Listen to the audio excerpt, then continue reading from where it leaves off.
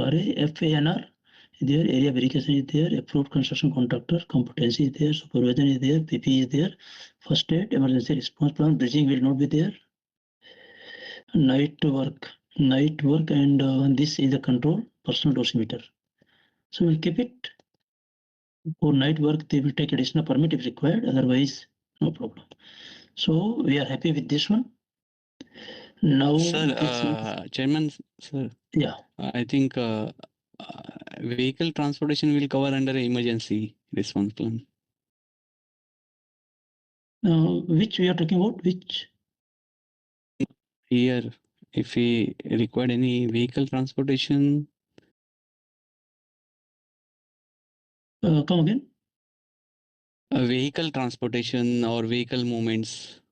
No, we are not talking about, we are talking about radiation source now. This is okay. Okay. Sorry. Yeah. It's no problem.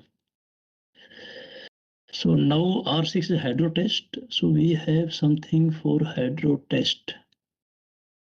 Radiation, drop object.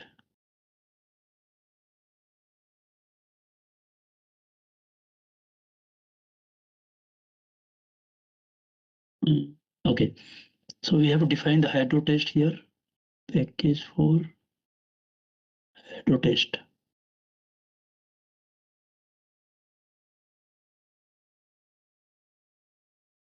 This is R6.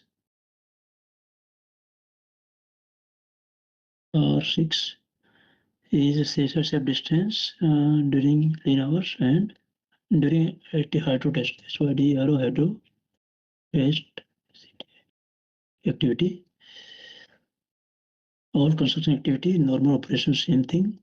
Hydro test pressure. Right, projectile PRO.